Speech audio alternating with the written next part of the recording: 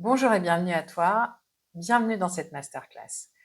Si tu es là, c'est parce que tu ressens depuis quelque temps l'envie d'un changement dans ta vie, que ce soit ta vie personnelle, ta vie professionnelle, dans ton quotidien. En tout cas, le changement est en train de toquer à ta porte. On va parler aujourd'hui, pendant ces 40 minutes de masterclass, de sortir de sa zone de confort. Les objectifs de cette masterclass, c'est déjà que tu comprennes ce que c'est que la zone de confort, que tu puisses identifier les peurs que potentiellement tu peux avoir à en sortir, que tu aies découvert des stratégies concrètes et surtout que tu aies pu expérimenter des outils de régulation et d'activation. Donc, pendant ce temps qu'on va passer ensemble, moi, je suis à ton service pour pouvoir t'accompagner, commencer à t'ouvrir des portes sur ce chemin du changement. Ce qui m'amène à avoir envie de te parler de ça, c'est qu'il y a 25 ans, moi, j'étais dans un environnement très confortable, travaillant dans une banque avec un bon job, un bon salaire. Et puis, j'ai eu envie de bouger, j'ai eu envie de changer. J'ai eu les peurs que tu ressens sûrement aujourd'hui. Et il a fallu que je saute le pas. Ce pas, je l'ai sauté à l'époque et je l'ai ressauté plusieurs fois depuis. Et le fait de faire ces différentes sorties de zone, ça m'a permis aujourd'hui d'avoir une expertise que je te propose et en tout cas que j'ai envie de partager avec toi aujourd'hui. Je suis depuis plus d'une quinzaine d'années coach et thérapeute et je me qualifie comme une exploratrice de la transformation. C'est vraiment ce qui m'intéresse, d'arriver à identifier le moment où on a envie de passer à autre chose, où on a envie de sortir de cette fameuse zone et que parfois on n'y arrive pas. Quels sont les ressorts qu'on met en place? Qu'est-ce qu'on va pouvoir identifier comme stratégie et comment on va pouvoir être accompagné? Donc, pendant ce moment-là, eh bien, c'est un moment pour toi, c'est un moment pour te donner ces différents outils, pour pouvoir te donner envie de franchir ça. Parce que derrière cette zone de confort, et quand on réussit à en sortir, on a une vraie zone d'expansion et une zone même d'excellence. Et que tous ces différents moments de sortie de zone qu'on va faire tout au long de sa vie, puisqu'on verra que ça n'est pas qu'une fois et qu'on va pouvoir le renouveler, c'est toujours pour nous amener vers plus d'énergie, plus de vie, plus de lumière et d'être plus aligné avec ce qu'on a envie de faire. Donc, prêt à passer à l'attaque, prêt à passer dans ce moment de découverte de toi et surtout, est-ce que tu es OK pour te choisir et commencer à pouvoir décider de vivre ta vie autrement? On y va? Alors, la première chose sur la zone de confort, c'est que c'est une illusion neurologique, c'est-à-dire que c'est vraiment ce qu'entretient notre cerveau. Notre cerveau, c'est un organe de survie, donc il a été conçu pour être le moins possible dérangé. Plus on va être dans des moments d'habitude, des moments de routine, des moments de choses que l'on connaît, plus il adore ça. Dans ces moments-là, il va régulièrement nous donner un petit shoot de dopamine, qui est l'hormone, l'une des hormones du bonheur, pour qu'on puisse se dire qu'on est bien là où on est, que c'est confortable et qu'on ne va pas en bouger. Parce que la zone de confort, c'est pas uniquement lié à des choses qui vont nous apporter du plaisir, loin de là. C'est vraiment ce moment des routines, des habitudes. Je prends tous les matins le métro et je vais mettre 2 heures pour aller travailler. C'est une routine, c'est une habitude, c'est ma zone de confort. Je suis dans les embouteillages tous les matins et je vais mettre la même émission ou le même podcast. C'est pas forcément confort d'être pas forcément agréable d'être dans sa voiture pendant 2 heures dans des embouteillages, mais c'est ma zone de confort parce que je connais et je sais ce que c'est. Donc, quand il est dans ce moment-là, notre cerveau, il est assez tranquille et pour lui, tout va bien et il va explorer tranquillement et nous laisser nous maintenir dans cette zone-là parce que plus on est dans le confort, plus on est dans la sécurité, on se prend un petit shoot de dopamine et puis tout va bien, on reste là. Jusqu'au jour où, avant d'en arriver à ce jour où on va effectivement mettre en place d'autres modes de réaction, on va dire, je vais te proposer un premier petit exercice. Je voudrais que tu traces 3 cercles sur un papier, sur un carnet que tu pourrais avoir avec toi et que tu mettes dans le premier cercle justement la liste des choses que tu fais dans ton quotidien. Mets-en 3 ou 4, des éléments que tu connais bien, que tu as l'habitude de faire, des choses qui sont ta routine. Dans le cercle du milieu, des choses qui t'intéresseraient, mais que tu n'as pas encore testées, qui te font peur. Et puis dans le dernier, des choses où tu sais que effectivement, tu aurais aimé les faire, mais quand tu y penses, tu en as trop peur, tu es complètement tétanisé à l'idée de faire ça. Donc ça peut être des grands projets, ça peut être des rêves, ça peut être tout ce que tu veux, mais en tout cas, je veux bien que tu me mettes ça dans ton troisième cercle. Donc, on prend 30 secondes pour que tu puisses faire cet exercice et que tu commences, tu auras le temps de revenir dessus, mais juste de mettre 2 ou 3 mots, 2 ou 3 choses, 2 ou 3 activités, 2 ou 3 actions que tu verrais dans ces 3 cercles.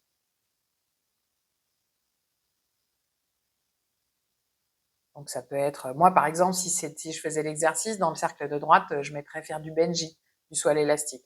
C'est un truc que j'aurais adoré faire, mais je sais que je suis incapable de le faire tellement j'en ai peur. Pour te donner des petits exemples concrets. C'est bon? Tu as fait cet exercice, tu as pu mettre ces trois actions dans les différents. Ok, alors on met la feuille sur le côté pour l'instant. Les peurs, comment ça fonctionne et quel est le mécanisme qui se met en place dans notre cerveau quand on a effectivement des peurs qui se déclenchent? Est-ce que tu as déjà vu une vidéo tu sais, les vidéos qui passent sur National Geographic où tu vas voir une gazelle qui est tranquille dans la savane kenyane, par exemple, et puis tout est calme autour d'elle, elle est en train de paître tranquillement, en train de boire à la petite rivière, et elle se retourne, et là, elle voit 2 lionnes qui arrivent tranquillement en se rapprochant d'elle, à une distance encore conséquente. Qu'est-ce qui se passe dans la tête de la gazelle à ce moment-là? Elle réagit hyper vite et elle se met à courir. Avec un peu de chance, elle réussira à éviter les lionnes. Avec moins de chance, elle finira en repas du soir pour la horde de lionnes. Qu'est-ce qui s'est passé dans le cerveau de la gazelle? La même chose que ce qui se passe dans notre cerveau à nous, puisqu'il n'a pas beaucoup évolué depuis l'époque des hommes préhistoriques. Dans notre cerveau, il y a une partie qui s'appelle le cerveau reptilien, qui est le même que la gazelle qui est le même que dans le cerveau de la gazelle. Dans cette partie du cerveau reptilien arrive ce qui se passe, ce qui nous arrive quand on est soumis à un danger, et en l'occurrence pour la gazelle c'est un danger de mort, c'est que on a 3 types de réactions qui vont se mettre en place dans le cerveau. Même si pour nous aujourd'hui ça n'est plus un danger de mort, c'est toujours perçu par notre cerveau comme un danger de mort. Donc il va y avoir soit la fuite, soit le fait de rester figé, soit le fait d'attaquer. La gazelle, elle va pas forcément choisir d'attaquer face au lion. Et puis, si elle reste sur place, elle finira plus vite que prévu en repas du soir. Et elle a fui. Et nous, face aux différentes situations de stress, aux différentes situations où notre cerveau perçoit un danger de mort, on va avoir ces 3 choix. La fuite, imaginez, vous êtes vous risquez de vous faire agresser, vous allez fuir, ou vous allez peut-être vous sentir d'attaque pour pouvoir réagir, parce que parfois, effectivement, dans ce moment, on verra ce qui se passe, mais l'adrénaline va nous aider à pouvoir nous sentir plus forts, plus puissants. Donc, c'est la première hormone qui va être délivrée par notre cerveau. Donc, on va pouvoir soit attaquer, on va pouvoir fuir, mais on va aussi parfois rester figé. Dans des grands traumatismes, par exemple, souvent, on parle des victimes qui ont été complètement figées, des traumatismes dans des scènes hyper violentes, qui ont presque même l'impression de sortir de leur corps tellement ils sont incapables de bouger.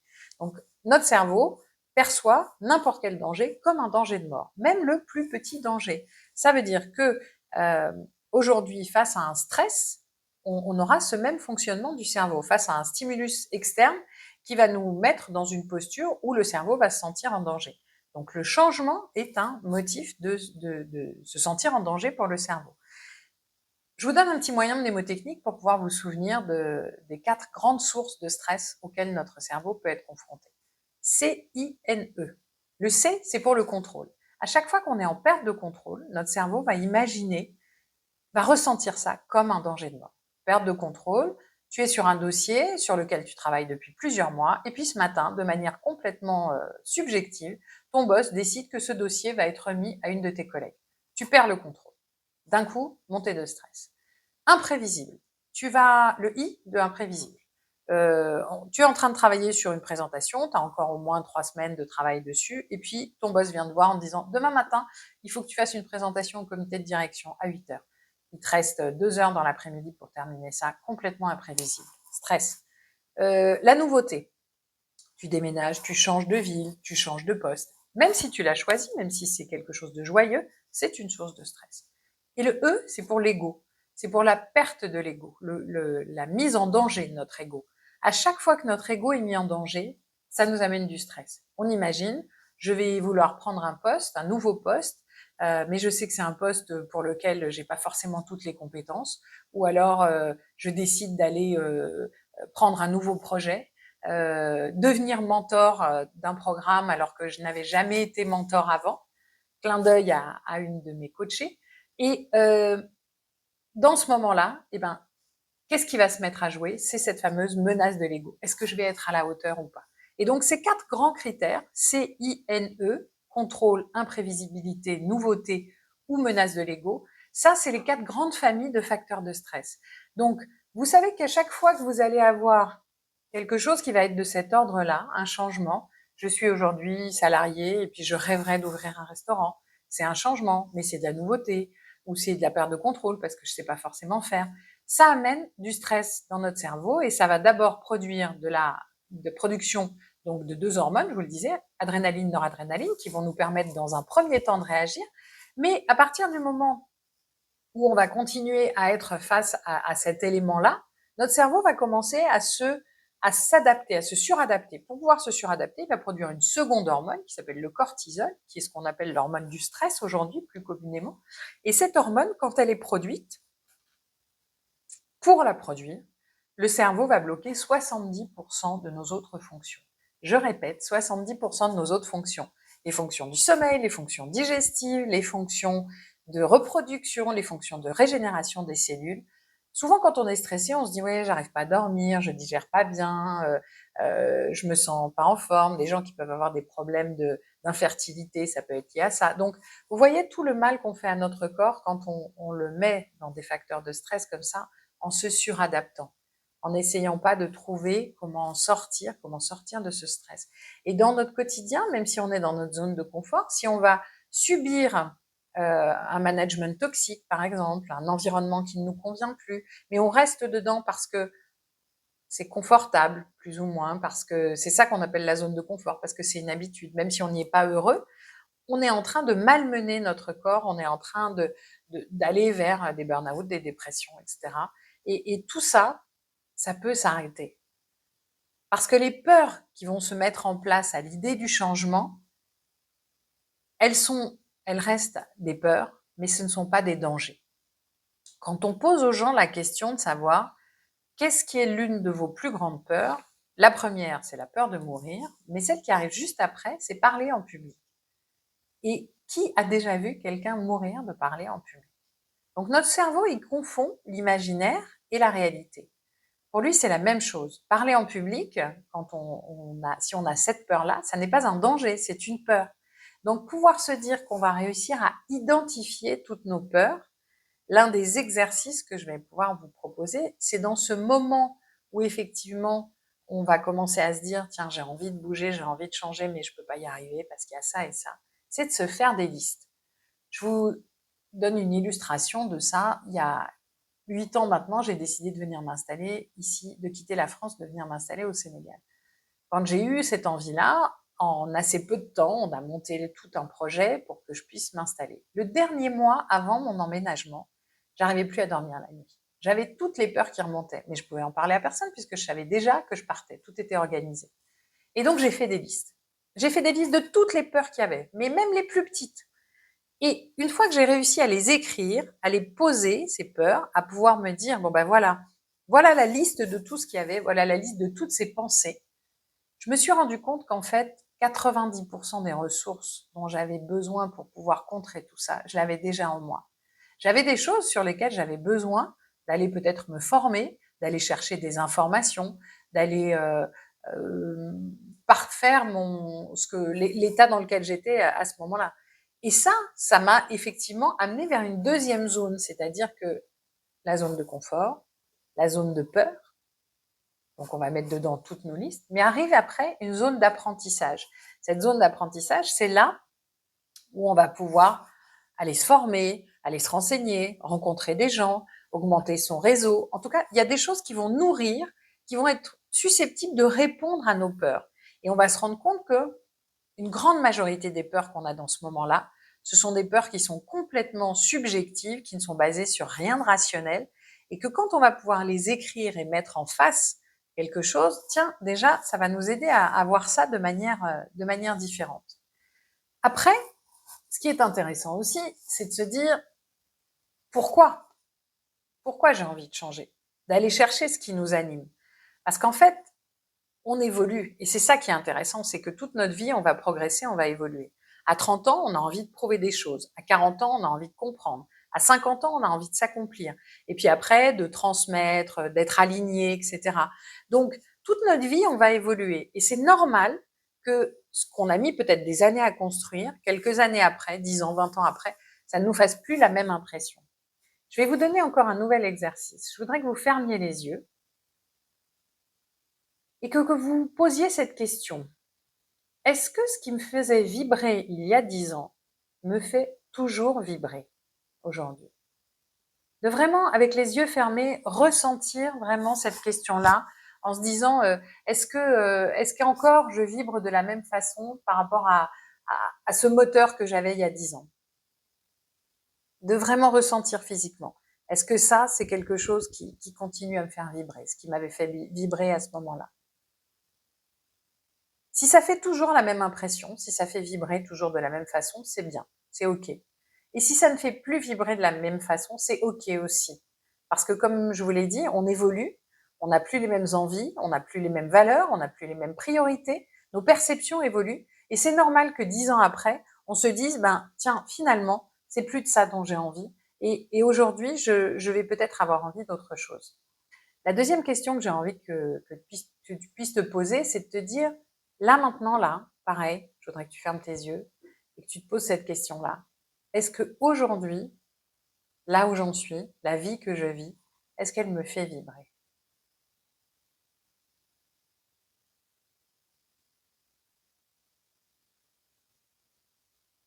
Et si la réponse est oui, c'est chouette. Et si la réponse est non, c'est chouette aussi. Ça veut dire que c'est le moment d'aller rechercher cette vibration, d'aller refaire vivre cette, euh, cette, euh, rallumer cette étincelle au fond de toi, aller remettre de la vie, aller remettre de la joie. Donc c'est le bon moment. Et tu es exactement au bon endroit parce qu'aujourd'hui, on va tester des choses, on va tester des outils, tu vas avoir des stratégies concrètes. Donc, j'identifie d'où ça me vient cette zone de confort, j'identifie mes peurs. Maintenant, je vais pouvoir réfléchir à qu'est-ce que je mets en place avec tout ça, comment je vais aller trouver à nouveau l'étincelle, qu'est-ce qui va me faire vibrer.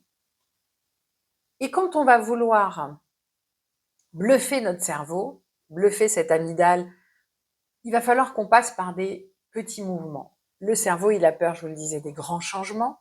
Si on commence par mettre en place des choses qui sont plus simples, plus petites, qui ne vont pas être des ruptures, mais qui vont être des transitions, on va se rendre compte qu'on fera beaucoup moins peur à notre cerveau quand on sera dans cette période-là de changement.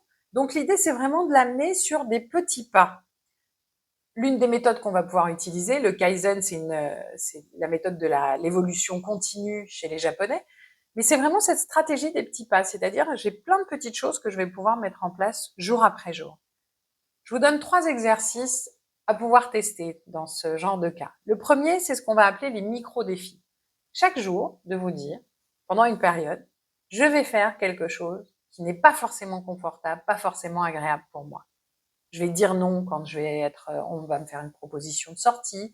Je vais décrocher mon téléphone pour appeler quelqu'un avec qui j'avais plus forcément envie d'avoir des relations. Je vais m'obliger à sortir de chez moi, même si je suis fatiguée, pour aller sortir et parler, rencontrer des gens. Bref, faire des choses qui ne sont pas confortables pour vous. Mais des petites choses, vraiment des micro-choses, pour pouvoir commencer à entraîner votre cerveau. Le deuxième exercice, la visualisation positive. Le cerveau, comme je vous l'ai dit, ne fait pas la différence entre ce qui est imaginé et ce qui est réel. Donc, je vais lui donner une information de là où j'ai envie d'aller, mais de façon la plus claire possible, la plus précise possible, avec vraiment toutes les émotions possibles que je vais avoir envie de ressentir. Les sportifs de haut niveau, un sportif qui va courir du 100 mètres par exemple, son coach mental va passer presque plus de temps à le faire travailler sur des exercices de visualisation, c'est-à-dire lui au moment où il franchit la ligne d'arrivée tout seul avec les autres derrière, que de lui faire de l'entraînement physique. Ça a aujourd'hui la même importance parce que quand il aura visualisé ça, quand il aura habitué son cerveau à se mettre dans cette posture de dire, voilà, c'est là où je suis, là, je suis le premier à l'arrivée, le reste du parcours va se mettre en place de manière beaucoup plus naturelle et beaucoup plus automatique. C'est la même chose pour nous dans le changement.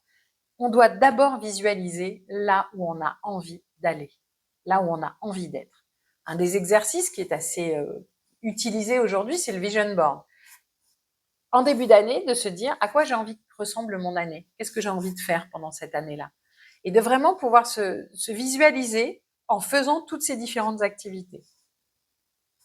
La même chose avec le changement, de pouvoir vous dire à chaque fois que j'ai un changement potentiel, que j'ai envie d'arriver quelque part de différent, c'est d'imaginer, voilà où est mon objectif, à quoi j'ai envie que ça ressemble, où ça sera, à quoi ressemblera mon nouveau bureau, qui seront mes nouveaux collègues, qui seront mes nouveaux clients, de pouvoir vraiment visualiser en ensemble pour encore une fois donner à notre cerveau cette nouvelle pratique avec le changement et là où on a envie d'aller.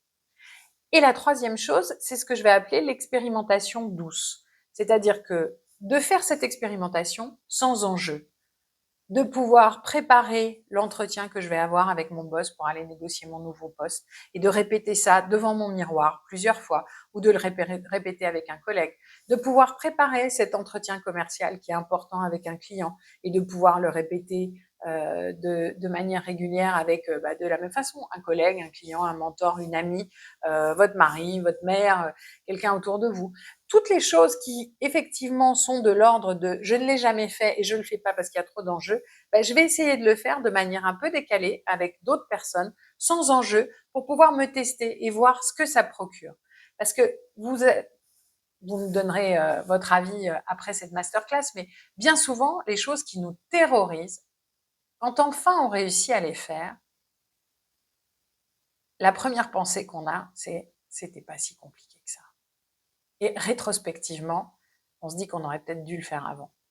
Donc, cette expérimentation douce, elle sert à ça. Elle sert à baisser ce niveau de stress avant pour pouvoir se dire le jour où on le fait, finalement, voilà, ça c'est fait et je l'ai fait et c'était pas si compliqué que ça. Mais il faut bluffer notre cerveau à chaque fois en fait. C'est le principe des neurosciences, c'est de se dire que il y a des choses à faire pour le manipuler un peu, pour pouvoir lui faire penser qu'on peut faire différemment et pouvoir sortir de cette zone de confort, c'est ça. Mais moi, ce qui m'intéresse aussi, au-delà de tout ça, c'est de se dire que ces petits pas qu'on va avoir mis en place, on va avoir trouvé pourquoi on fait ça. J'ai envie de vous donner une illustration. Les saumons. La mission de vie d'un saumon, c'est de retourner à la rivière, au lit de la rivière où il est né. Le saumon, il naît dans le lit d'une rivière, et puis après, avec les vagues de migration, il se retrouve en eau de mer. Et quand il commence à grandir, à vieillir, sa mission de vie, c'est de retourner là où il est né pour pouvoir pondre et se reproduire. Et c'est là qu'il mourra. Et ses enfants naîtront là et ça recommencera. La vie d'un saumon, c'est ça. Qu'est-ce qui se passe quand le saumon est en pleine mer et qu'il doit retourner dans la rivière? Il va falloir qu'il soit à contre-courant. C'est épuisant d'être à contre-courant. Nous, quand on le fait, et souvent ce qui fait qu'on passe pas dans ce changement, c'est ça, c'est aussi la peur du regard des autres, la peur de faire des choses que les autres ne font pas, le jugement, et puis voilà, les peurs dont on a parlé tout à l'heure. Donc tout ça, c'est vraiment de se dire, quand le saumon, il va arriver, il va se mettre à contre-courant. Mais il va pas être à contre-courant tout le temps. Pendant qu'il est en train de remonter la rivière, il y a des fosses dans lesquelles il va aller se poser un moment et qui seront ses zones de confort. Il va pouvoir se reposer dans les fosses, comme nous quand on est dans une zone de confort. C'est-à-dire que c'est tranquille, on se met pas en danger. Et puis au bout d'un moment, quand même, il commence à remonter un peu à la surface, à toucher un peu le courant, et il retourne dans le courant. À contre-courant, plus exactement. Et ça, c'est la sortie de zone de confort. Et quand il fait ça, il va repartir, il va nouveau être dans le contre-courant, jusqu'à la prochaine fosse. Et c'est comme ça qu'il va réussir à remonter la rivière. Il le fait jamais d'une seule fois, parce que c'est pas possible. C'est pas possible d'être en permanence contre le courant, parce qu'autrement, il y a que les poissons morts qui suivent le courant et qui vont aller dans l'autre sens. Donc lui, il sait qu'il va se mettre dans des zones qui vont être des zones de confort. Et ben nous, c'est pareil. Notre évolution, elle se fait de la même façon. C'est-à-dire qu'on a des zones de confort pour pouvoir atteindre notre mission de vie, des zones de confort dans lesquelles on est bien, on va pouvoir se renforcer, et puis à un moment, on va sortir, on va tester des choses, et puis on va grandir, et puis on va aller se remettre dans une zone de confort après. Parce que quand on sort d'une zone de confort, qu'on est passé par une zone de peur, et puis ensuite une zone d'apprentissage, où on va aller tester des nouvelles choses, faire travailler notre cerveau, apprendre une nouvelle langue, découvrir une nouvelle ville, découvrir des nouveaux outils de management. On va effectivement faire grandir notre zone de confort, donc c'est notre zone d'expansion. Et puis, une fois qu'on aura réussi à bien manipuler tous ces outils et qu'on sera à l'aise avec tout ça, ça deviendra une zone de confort. Et quelques années après, peut-être quelques mois après, ça dépendra de votre appétence au changement, vous allez à nouveau avoir besoin, comme le saumon, de remonter en surface, de vous remettre à contre-courant et de sortir de votre zone de confort. Le saumon s'est inscrit dans son ADN, nous, pas encore.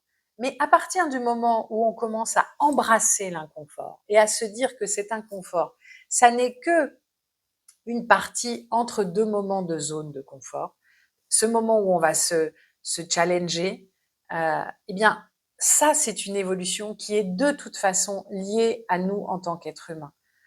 On a effectivement besoin de cette façon de progresser, de cette façon d'avancer. Et pour pouvoir se dire que ça n'est pas si dangereux que ça, il faut l'avoir testé. Mais pour le tester, il faut être aussi dans quelque chose d'un peu sécurisé et avoir un process. Donc, maintenant que je vous ai partagé ce process-là, en tout cas ce moment, parce que notre identité, elle va évoluer, nos valeurs aussi, nos besoins aussi vont changer, et donc on va avoir besoin de sortir de cette zone-là, et que c'est pas toujours facile de le faire tout seul. On va pouvoir aussi décider à un moment d'être accompagné. Et moi, c'est ce que je vous propose avec le programme des étincelles. Les étincelles, c'est un accompagnement en 12 semaines qui va, de manière très précise et très personnalisée pour chacune d'entre vous, vous aider, vous accompagner sur ce chemin-là.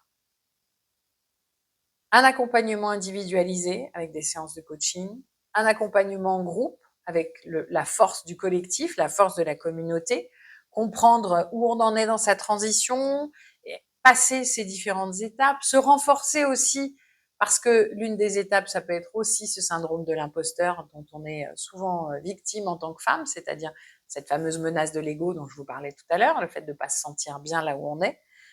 Et quand on est accompagné dans ces moments-là, on gagne du temps, on gagne de la force. Et moi, ce que je vous propose, c'est de pouvoir vous accompagner, vous prendre par la main et vous aider à passer. C'est de faire un peu la maman saumon qui va vous aider à sortir de la fosse pour pouvoir passer contre le courant et puis arriver jusqu'à votre prochaine fosse.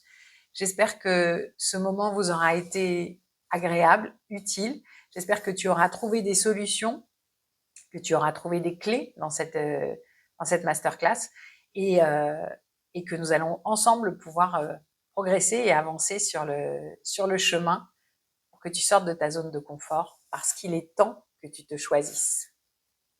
Au revoir.